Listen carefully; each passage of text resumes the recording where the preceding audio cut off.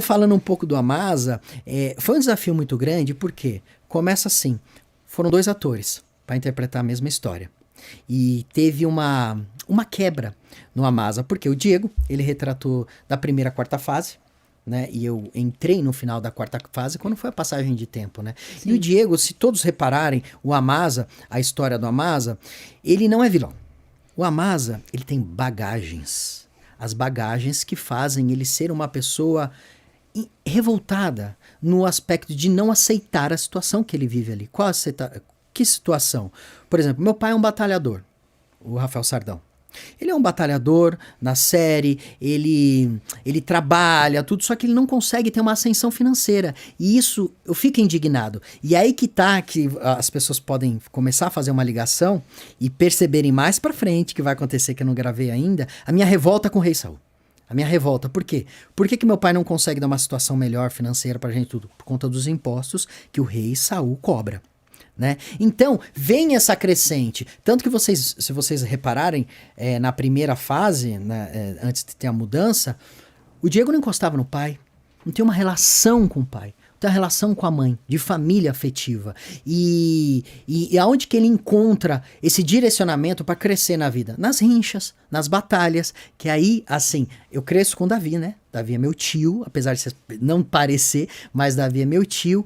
E a minha referência de Davi, do Amasa com Davi, é mais que o pai. Por quê? Porque não tem esse contato com o pai, de sentar, ô filho, deixa eu te explicar o que é a vida. Deixa eu te explicar as dificuldades, deixa eu te explicar. Não, esses aconselhamentos e os valores, apesar dele ter tido isso em casa, é com Davi. Davi ensina ele a lutar. Ele cresce com Davi, ele se aconselha com Davi, coisa que não faz com o próprio pai. Então, ele tem essa relação conturbada com a família, ele não é vilão, mas ele é truculentinho. Ele não aceita a situação dele. Então, quando tem essa quebra de passagem de tempo, eu tive que tirar um pouco isso, porque teve um hiato ali que não foi retratado, e aí a gente já cresce, né? Sim, que faz parte de série, que faz né? parte de série, que é natural, que inclusive ainda bem que acontece isso, porque nos possibilita dar uma pitadinha a mais de diferenciado, ou por que ele foi para aí, deixa o imaginário das pessoas também, não fugindo do contexto bíblico, do que acontece ali e tudo, mas o que acontece nesse ato que o Rafael Montaner construiu? Primeiro ponto, ele conviveu a vida toda com Davi. Ele se aconselha com Davi. Davi sobe nos montes, escreve salmos, né? Tudo. Então, Deus é com Davi. Davi tem um coração segundo a Deus, né? Então, eu me espelho nisso. E eu ouço muito Davi. Então, eu acredito que uma coisa que nada pague, que é o tempo, que é a idade que vai te calejando. Isso foi calejando muito a Amasa, ele foi tendo ascensão e se encontrando ali juntamente com Davi, virando, obviamente, um valente dele. Só que tem segundo ponto, que assim, minha esposa está aqui no estúdio, ela vai entender isso, que Davi encontrou, que o Amasa encontrou o amor. O Amasa encontrou uma esposa também. Então isso muda qualquer homem. Isso muda qualquer homem. Que é uma coisa que o Diego não teve essa oportunidade de retratar, né? Então teve esses 2 fatores importantes na quebra pro Amasa ficar um pouco mais leve no começo. Que isso não significa que ele deixa de ser valente, que ele deixa de ainda ter as bagagens dele. Sim. Porque eu gravo vários textos que eu tô conversando com Davi, com meu pai, não sei o quê. E quando entra alguma fala que Davi fala, o meu pai fala, do rei Saul, me vê uma revolta imediata. E eu tento alertar Davi o tempo inteiro. É que não passou isso ainda. Mas eu tento alertar Davi o tempo inteiro. Davi, olha, o rei Saul tá fazendo isso. Davi, não, porque o Davi tem um coração bom. O Davi não vê a maldade. E tem uma cena, você falou agora, eu lembrei de uma cena, achei muito bonita essa cena, né? Entre Davi e Amasa, em que Davi fala pro Amasa, mas Saul é o rei escolhido por Deus. Então a gente tem que respeitar ele. Um ungido, né? Sim. Você vê como é o coração de Davi. O coração de Davi. Sim. E aí o que acontece? Eu tenho essa coisa. com o rei Saul, por conta das minhas bagagens e por conta do que eu vi que a tirania, né? Porque o Saul, ele vem naquela loucura crescente, que ele vai se perdendo de Deus, né? Ele vai se afastando de Deus, aí ele começa, obviamente, quem se afasta de Deus começa a cair tudo, né? Ele começa a se perder, ele né? enlouquece. E eu pego essa transição da onde ele começa a enlouquecer, que é aquela fase, lembra que nós comentamos no começo aqui, que o Davi vence Golias, tal, aí tem a passagem de tempo depois que é o hiato, e aí já começa essa fase que ele começa, o rei Saul começa a dar desafios pro Davi ir nas batalhas, porque ele pensa, eu vou dar isso, Davi vai morrer. Eu vou fazer isso, essa missão, Davi vai morrer. Só que Davi não morre, porque Deus é com Davi. E nós estamos com ele, sobre a liderança de Davi. Davi é um ungido, né? Então, como consequência, nós estamos na palavra ali, né? E eu, em especial, aí já vai o ator defendendo um personagem, né? Mas eu sempre.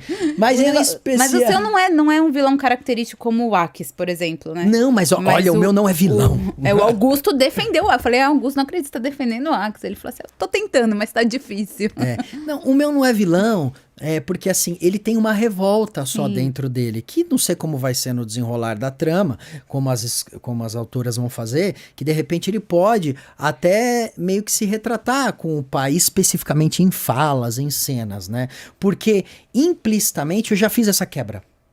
Foi me deixado, né? Obviamente, fazer isso. Existe uma direção, existe uma hierarquia, até para você não fugir da linha de interpretação, senão o telespectador olha e fala, ué, mas era uma coisa, agora não tô entendendo. Não, ainda mais isso? quando a gente fala de um personagem que é bíblico, né? Exato, que é seríssimo. É seríssimo. Pelo menos a minha família inteira acompanha. O meu pai, eu tive a honra, eu já fiz vários trabalhos bíblicos, mas eu tive a honra lá em casa. Minha mãe sempre acompanha, a gente sempre vai juntos, debate sobre a Bíblia, conversa, fala, mas mãe, isso aqui, o meu pai chegou e falou, filho, eu tava lendo a Bíblia e eu tava vendo aqui, peraí, pai, antes de você começar, o senhor tava fazendo o quê? Não, eu tava lendo a Bíblia, eu tava vendo a Amasa, eu falei, aí eu deixo ele falar, né? Deixo ele falar.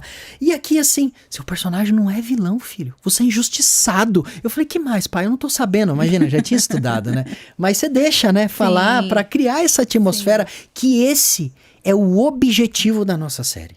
É para isso que serve, para nós retratarmos as coisas que aconteceram na Bíblia, por isso que tem que ser fidedigno, óbvio, com um toque de poesia, tem que ter, mas assim, para criar e estimular a fé nas pessoas, seja de qualquer forma, pegando, lendo a Bíblia por curiosidade, ou entrando num podcast, ouvindo alguém falar, vou procurar no YouTube, vou não sei o quê, de alguma maneira retratar isso para criar de quem não conhece ou quem não tem esse contato com a fé, e quem tem, mostrar e cada vez mais firmar, porque a fé é um trabalho diário, né? Que nós temos que ter, de aprovações, porque o mundo tá aí, né? O mundo é complicado. E eu tava conversando a respeito, e nós estamos vivendo uma época complicadíssima, nem vou entrar nesse assunto muito, mas que o Brasil tá dividido, né? Nessa questão política, tudo. E por que eu faço esse paralelo e coloco isso para você?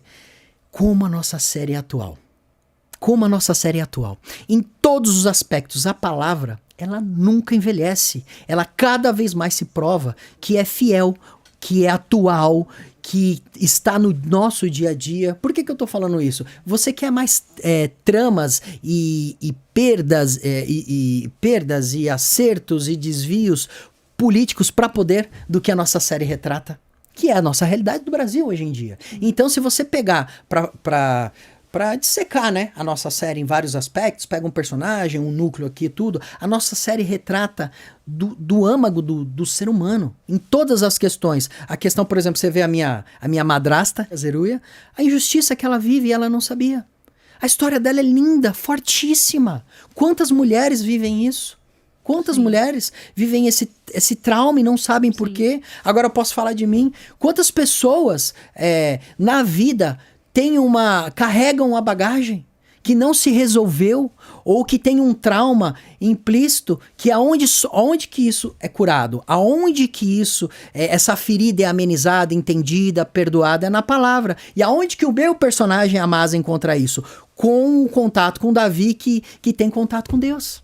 Então, eu tô fazendo essa analogia para as pessoas verem de casa como a nossa série é importante. A nossa série é necessária pro cerne da família, que é o projeto de Deus, a família. Então, é necessária a nossa série. Não é só entretenimento, não. Pelo contrário, é muito mais. Então, quando eu converso com as pessoas, obviamente, você tem que partir de um ponto de início onde a pessoa entende um diálogo. Se você começa do fim ou de onde ela não conhece, você não vai chegar em lugar nenhum. Mas se você parte do início, por exemplo, do entretenimento, por exemplo, você vê lá em casa, como eu estava falando, converso e falo com meu pai. A gente consegue chegar num paralelo, num diálogo que realmente quer discutir a palavra. Que é eu falar, como tá sendo aqui em casa? Então, cada personagem carrega um direcionamento. Sim. Por exemplo, como eu falei da minha madrasta, como eu posso falar do meu pai, aqui pra você. Quantos pais trabalham, dão duro, mas não conseguem por várias situações. Então, se a gente começar a destrinchar a série aqui, você vai encontrar o nosso dia a dia e as dificuldades que o mundo e as pessoas estão passando.